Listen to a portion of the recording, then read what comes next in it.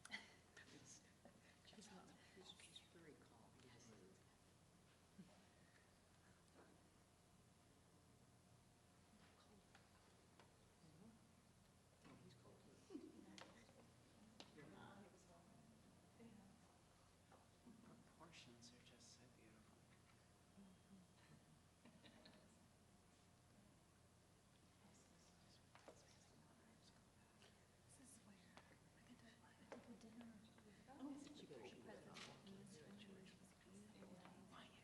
Yeah, it was at the very beginning. And then administration, I've never, you know, had in my house. Yeah, I've never been to one. So really, so fun. Well, other than that, but it's full nurses across the table. Do they use an oval table? No, it was a long table because it was at this end. Yeah, for a while there. Yeah, because there's a picture of us, the shots from one of these stores with his back and then the table. He's feeling for it. Scott Pruitt was there story at the other end. I know what it is. I just can't put that. All the work and none of They only say he's coming. Because I'm a French kind of person who turns around and just bashing heads and whatnot, and then I'm supposed to. So, here's the secret. You want to go on a website called Eccentrics. Yeah, very. your parents would be so Just now they Yeah, only I exercise and I never because did all every this single sort of call. gentle fluid movement. And it's so good for back pain and shoulders. This is my first call. So I just had to remember all the It's sort of numbers and stretching and everything. strengthening at the same time, but it's all You wanted me to check about something? no weights to keep track of anything. It has not only fixed my back, it's fixed friends and and so quickly. To raise 4 months. and Chicago. Yes.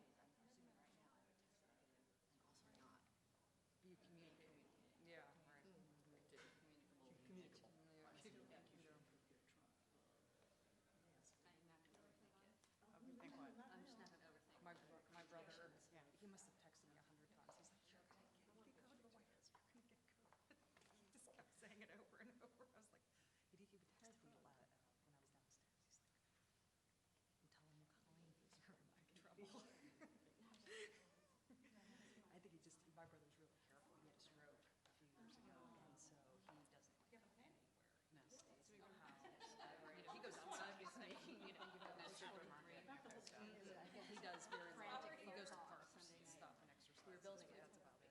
When they were doing the He's very worried. He said, I think I'll be okay. I'll have to take my risks. How old are you? I'm 44. Oh, so even if it'd be like going. Ladies and gentlemen, the President of the United States and Mrs. Trump.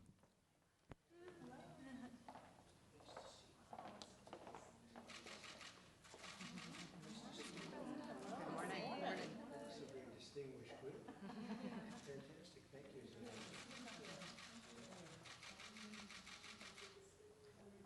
Congratulations to everybody.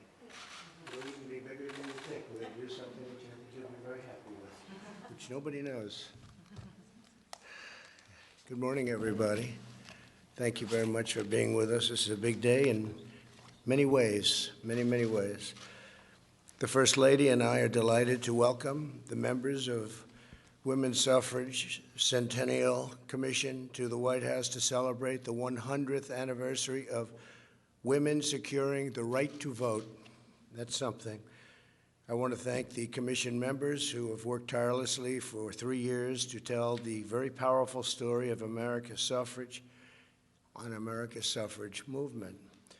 I'd like to introduce the women that have done such an incredible job for a long period of time.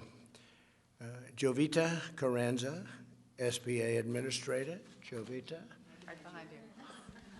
Hello, Jovita. She's the biggest banker in the world right now. Even though it's a small business, it's a big business, right? Kay Cole James, President of the Heritage Foundation. I think. Great job. Thank you very much. Anna Lehman, Executive Director of Women's Suffrage Centennial Commission. Thank you very much. Good. Great job. Oh, you're going to be so happy in a little while because we're giving you a very special treat that you don't know about. Even you don't know about it. You know everything, you people. Cleta Mitchell, attorney, former member of the Oklahoma House of Representatives, a great attorney, I might add. Yes. Beyond an attorney, a great attorney, okay? I know that for a fact. Thank you, Cleta, very much. Marjorie Dannenfelser, president of the Susan B. Anthony List. You are going to be so happy in about 7 minutes, you won't even believe it. Karen Hill, CEO of the Harriet Tubman National Historic Park. Congratulations. Great job you do. Penny Nance, president of the Concerned Women of America. Hi. How are you? Thank you. Heather Higgins, president of Independent Women's Voice. Thank you, sir. Hi, Heather. Thank you. Congratulations. Deborah Steidel-Wall, deputy archivist of the United States. That sounds like a very big job. That's a lot of archives, isn't it? How many buildings does that take up, right? Great job. I hear you do a great job. Thank you very much. Colleen Shogan, Deputy Director, National and International Outreach for the Library of Congress. Fantastic. That's another big one, right? That's great. Congratulations. That's beautiful. Susan Combs, Assistant Secretary of Policy Management and Budget at the Department of the Interior. Thank you very much. Great job. Thank you all very much. Today I'm honored to sign a proclamation celebrating August 18th, 2020 as the 100th anniversary of the 19th Amendment. In the summer of 1848, Elizabeth Cady Stanton stood before the first ever Women's Rights Convention in Seneca Falls, New York, and declared that women should enjoy this fundamental civil right. What a job she did. 7 decades later, the suffrage movement succeeded. On this day in 1920, the United States ratified the 19th Amendment. It was a monumental victory for equality, for justice, and a monumental victory for America. Today, a record-breaking 131 women are serving in Congress. Nearly 70 million women vote in elections. 56% of our nation's college students are women. More than 11 million women own successful businesses. In other words, women dominate the United States. I think we can say that very strongly. Before the China virus set in, it struck our nation. Women had gained 4.3 million jobs, a record. The women's unemployment rate had plummeted to the lowest level in more than 65 years. And last year, over 70% of the new jobs went to women. And I will say we're coming back very strongly, and we're going to see those numbers again very soon. But the numbers that we have for unemployment and employment, frankly, we had 160 million people working. We've never even been close to that. And by next year, we'll be even higher than that number. Tremendous things are happening. As we fight to deliver a better future for all women and for all Americans, we remember the wonderful victory 1 century ago. While I am president, America will always honor its heroes, and we will always celebrate the patriots who secured women's right to vote. So this is an incredible document that I'm signing, and I wanted to just add something because this was brought up a week ago, and I was so surprised that it was never done before. Because later today, I will be signing a full and complete pardon for Susan B. Anthony. She was never pardoned. Did you know that? She was never pardoned. What took so long? And you know that she got a pardon for a lot of other women, and she didn't put her name on the list. So she was never pardoned. And we're for voting, that's right. That's right, she was guilty for voting. And we are going to be signing a full and complete pardon. That's fabulous. And I think that's really fantastic, right? She deserves it. So thank you all very much, and let us sign, and we'll do the other signing later on. It's being prepared right now, and I look forward to doing it. Thank you very much. Please.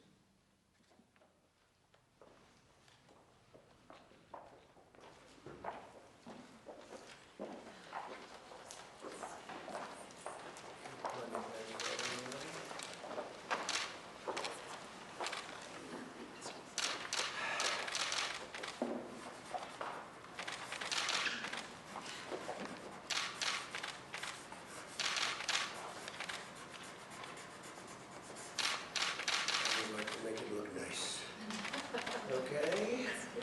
Let's do this, right? Yes.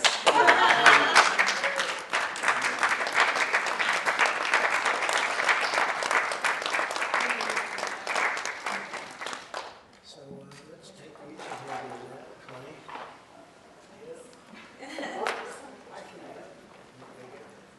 Thank you. This is much better than signing one letter. Do you ever see what those signatures look like?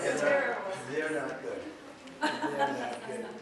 So thank you all very much. And who would like to have the privilege of delivering this?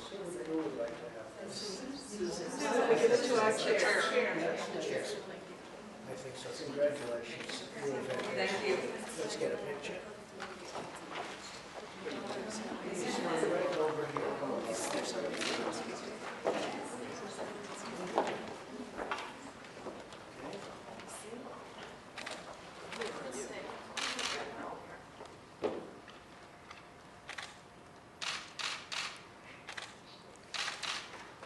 That's a big picture, 100 years. Yes. Would anybody like to ask any questions of the commission? They've done a fantastic job. If you have any questions, please, this is your shot. This is your time. I have a question. Mr. President, you spoke about the suburban housewife and what you described as her support for you. I'm wondering if you can tell me what you think. What is a suburban housewife? And does the suburban housewife support the president? Well, I'm Penny Nance. I run Concerned Women for America in my day job. And we actually are doing She Prays, She Votes events in 10 states, doing virtual events for women being held in small women-owned businesses like clothing stores, manufacturing plants, any number.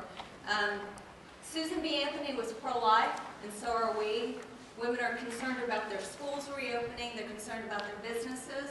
And what better man to restart the economy than the one who did it the first time? Thank you. We did do it once, and we're doing it again, and the number looks like beyond a V. It looks like a super V based on the kind of numbers we're coming out. I guess you're seeing that they were saying that's not possible, and now they're saying it's a super V, and that's what we're having. Any other questions, please, for the commission? Mr. President, could I ask about Saturday, the House vote on the Postal Service bill? Is that something that you will veto? Well, we'll talk about that later. I mean, we'll talk about that. The Democrats want to make it a political issue. It's not a political issue. It's really about a correct vote. You have to get voting right. You can't have millions and millions of ballots sent all over the place, sent to people that are dead, sent to dogs, cats, sent everywhere. This is a serious situation. This isn't games, and you have to get it right. I just want to get it right. Win, lose, or draw. I think we're going to win. Win, lose, or draw, we have to get it right. So are they getting it right with their bill? Well, they're going to do something in Congress, but everything they do is political. As an example, why don't they do it now instead of on Monday? They picked a day, actually. They picked another day on Monday, as you know. Well, that's when the Republican convention starts. Why don't they do it during the Democrat convention? Because everything they do, Nancy and Chuck, they play games. How's it working out? I think this is the White House, isn't it? How's it working out for them? Not so good. So I will tell you, it's disgraceful. It's disgraceful. We have to have honest voting. That's what this is all about here. It's honest voting. You can't take millions of ballots, send them haphazardly all over the country or all over a state, and expect to come out properly. And if you look at the last 10 elections where they did this universal, and by the way, absentee is great. It's been working for a long time, like in Florida. Absentee, you request, and it comes in, and then you send it back. Absentee is great, but universal is going to be a disaster, the likes of which our country has never seen. It'll end up being a rigged election, or they will never come out with an outcome. They'll have to do it again. And nobody wants that, and I don't want that. Go ahead, please. Let's talk about this subject, however. Although, indirectly, we're probably talking about the same subject. Wouldn't you say, Cleta? Yes. Cleta's an expert on this. I've never even asked. He's one of the great attorneys in Washington. Do you have an opinion on it? And if it's not my opinion, please don't say it. Come on up here. And I must say, it's very interesting. Well, I do have an opinion. The president is right. One of the things that the Democrats and their allies in the media and the left have been trying to do for a long time is to have universal mail voting, where election officials send ballots to everybody on the registration list. Well, we all know there have been multiple studies, the Pew study, millions of people are on the rolls who are no longer living there, they're dead, they're non-citizens. Don't forget, when you go to the DMV or social services, they ask you, they're supposed to, by law, they have to ask you to register to vote, whether you're eligible or not. All of those registrations are dumped into the system, and so there are duplicates. I am chairman of a public interest legal foundation. We're devoted to election integrity. And we just did a study of Allegheny County, Pennsylvania. We found one man with 7 active registrations. If you send him 7 ballots, there's the potential to vote 7 times. He will. So the issue is, I actually have a memo I'm working on to give to the president about what the post office should be doing. They should be working with local election officials. They should be making sure that the ballots are designed in a way that processes properly through the voting equipment, through the post office equipment. If everybody is focused on this situation with somehow the Postal Service, the president is somehow trying to do something to the Postal Service, I defy anyone in this room to be able to name a single, all of us can name multiple times when we've sent a letter across town and it either didn't get there or came back 3 months later undeliverable to a correct address. So we know that the president is not responsible for the problems of the post office, but there are things the Postal Service should do in conjunction with election officials, and they should do those now and make sure that the systems are in place to properly process the ballots that are sent by mail. But the problem is that we are facing hundreds of lawsuits that have been filed by the Democrats and leftist organizations to force states to not have polling places. I personally believe that it's still We should have election day. We shouldn't have election 3 months. And for sure, we ought to be able to know by election night who won. So, Mr. President, you're 100% right, and there are a lot of us who are standing behind you and want to help. Thank you, and give me that letter if you could. If you have it. If you have it. No, if you have it. From you, I'll take it. She's really one of the great lawyers. Thank you very much, and I'll wait for it.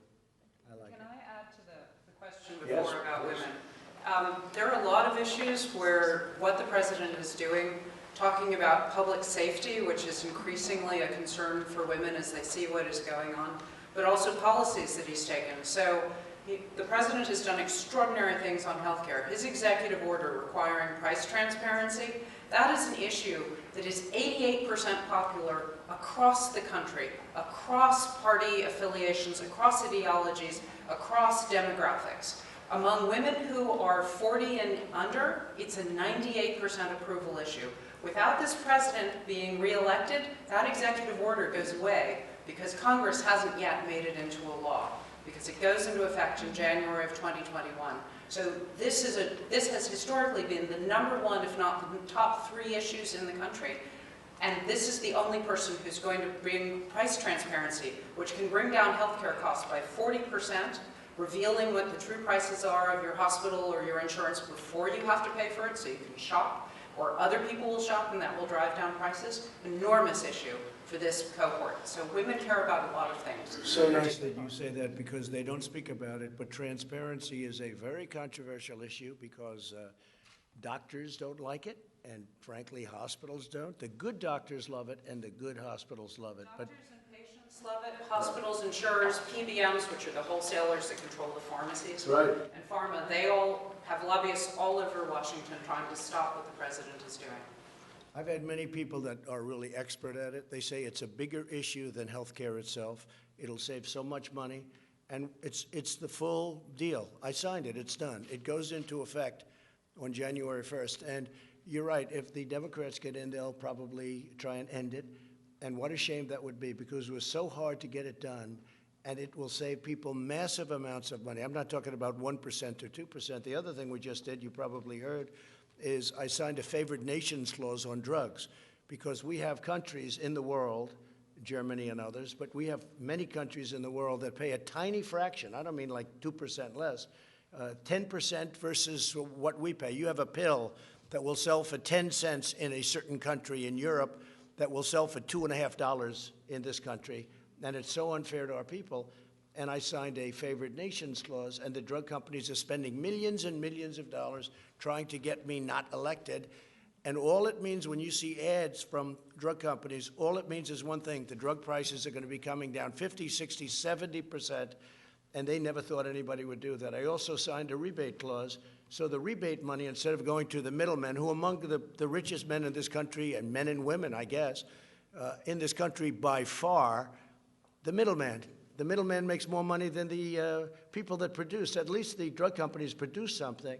But I signed where the rebate goes to the people. There's never been anything like this. And as a non-politician, I could do it. And I will tell you, I was called by a lot of politicians that I was surprised at, literally begging me not to do it. Please don't do it. Please don't do it. And because, you know, the Big Pharma is by far the #1 lobbyist paying group in the country, and people are loyal to Big Pharma, and I'm all for Big Pharma, but this is a tremendous, this will be a tremendous drop. So between transparency and what I just did with respect to favored nations, that means if Germany pays 10 cents and we're paying $2.50, we go down to 10 cents. That's a number that nobody's even thought of. And what will happen is they'll have to pay more, and we're going to have to pay much, much less. Like numbers, and it could be 70, 80%. So we're not talking about games. And nobody had the courage to sign it. A lot of people didn't even know about it. A lot of people. So I appreciate very much you saying. And it may be that transparency is even more important than that. I think it is, because transparency is the basis for markets, and that's the basis also for trust. Right now, you don't have the right to know what something costs before you buy it. If airlines followed the same model as hospitals and insurers do, you wouldn't know the price of your airline ticket until after you landed, because they don't know how full the flight's going to be. They don't know how much gas they're going to have, fuel they're going to have to spend. So, but every other business manages to do their average pricing. Hospitals know their average prices. That's how they sell so quickly when somebody's buying a hospital. They're just not sharing it It's so until great. after the fact. It's so with patients. great. Let's see, voters. Well, that's interesting. See, you just. Jimmy Kimmel wants to make fun of this again. No, but can I tell you that, no, I think it's great that we're talking about something that you know a lot about, and it does really pretend to exactly what you're doing. I think it's terrific. You know, we did one other thing that is so important. Pharmacies, they didn't have to give any information. You go in for a pill, and the pharmacy gives you this crazy price, and you can't price it, you can't go around, you can't do anything. I ended that practice. I said, what do you mean you can't negotiate? You didn't even have the right to negotiate. I ended that and was met with a hail of storm. Everything I do, I get met with a hail of storm. But you know what? I do the right thing. I do the right thing for the people. I don't need big pharma. They don't help me. They help a lot of other people, but they don't help me. I'm doing the right thing for the country. And let's see whether or not people realize it. They're spending millions and millions of dollars on negative ads on me. And you see, it's big pharma, unlimited money. I mean, they have so much money. They have unlimited money. And let's see. But I think when people see big pharma taking ads on me that I'm such a bad person, what it means, and I hope they understand that, it means drug prices are going down. Caitlin, go ahead. Do you want to respond to Michelle Obama's speech last night where she said that you're in over your head and the wrong president for the country? She was over her head, and frankly, she should have made the speech live, which she didn't do. She taped it, and it was not only taped, it was taped a long time ago because she had the wrong deaths. She didn't even mention the vice presidential candidate in the speech, and you know, she gets these fawning reviews. If you gave a real review, it wouldn't be so fawning. I thought it was a very divisive speech, extremely divisive. We have a tremendous amount of enthusiasm for my campaign because of things like we're talking about now, drug prices and drug cuts and transparency with hospitals and doctors that are going to lower bills by 50%, 70%. You're talking about numbers that are incredible.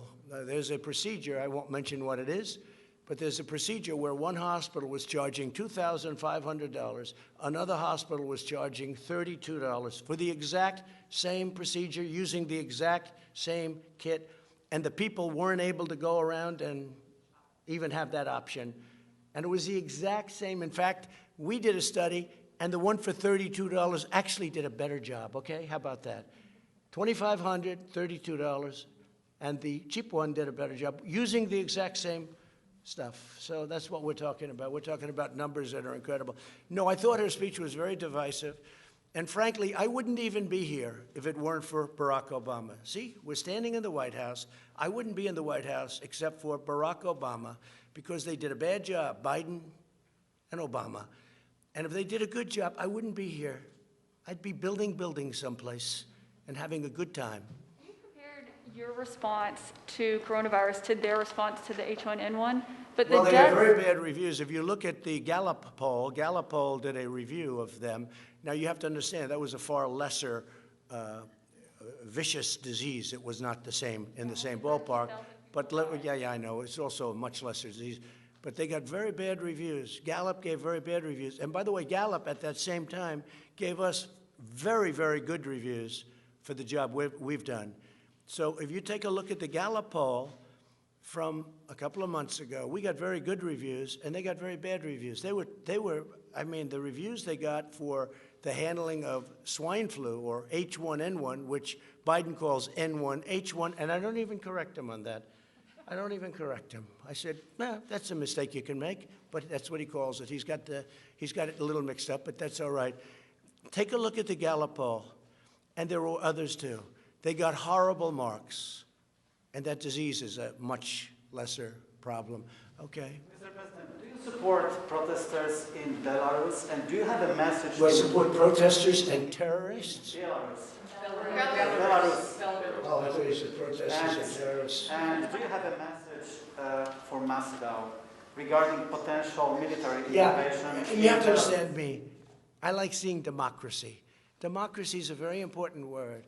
It doesn't seem like it's too much democracy there in Belarus, but we are speaking to lots of people, and we'll be speaking at the appropriate time to Russia, and we'll be speaking to other people that are involved, but it's certainly a very big march, and it seems to be a very peaceful march, unlike some of the so-called peaceful protests that we have where they burn down stores, okay? Peaceful protests, those are not peaceful. Those are anarchists going over to Portland and other places. These are anarchists, agitators. These are very bad people. But it seems to be very peaceful, and it's a peaceful protest, and I support democracy. Okay, any other question? We're here with female supporters. When you speak... Not supporters, these are just people that are outstanding people. Some support me. This is a bipartisan. That's right. This is very bipartisan. Some were appointed by people that I don't get along with so well. Okay? I won't say who, because I happen to like you all. I happen to like you all, so what can I do? When you speak to the suburban housewives of America, what do you view as the suburban woman voter? Is the suburban woman voter a suburban housewife, or is there more in your It's a very fair assessment? question, a great question, actually. Look, I view it very strongly that the suburban voter, the suburban housewife, women and men living in the suburbs, they want security and they want safety. They don't want to have a lifetime of working hard and buying a house. And by the way, 30% of the people living in suburbia are minority groups. African American, Hispanic American, Asian American, they're minority groups. They don't want to have their American dream fulfilled and then have a low-income housing project built right next to their house or in the neighborhood. They don't want it. That's not part of the deal. And I terminated that. And I think that the suburban housewife, as you say, and I think that women and men living in the suburbs who fulfilled their American dream, or at least got a big part of it, they now live in a safe, beautiful area. They don't want to have people coming in and forcing low-income housing down their throats. And you know what? People can say I'm a bad person for doing that, or they can say I'm a good person. But I think that suburban women very much appreciate what I did. I terminated it. This has been a hot issue before President Obama, but he took it to a new level, and Biden is going to take it to yet another level. In fact, they say that Cory Booker, there's another beauty, that Cory Booker is involved. And if Cory Booker's involved, nothing good is going to happen. It's very unfair to suburbia. Men, women, husbands, housewives, whatever you want to say, it's very unfair. And I think it's a very important issue, and I think they respect very much what I did, and nobody else would have had the guts to do it. Thank you all very much. We'll be signing for Susan B. Anthony the full pardon very, very soon. Thank you very much. Should Lukashenko step down?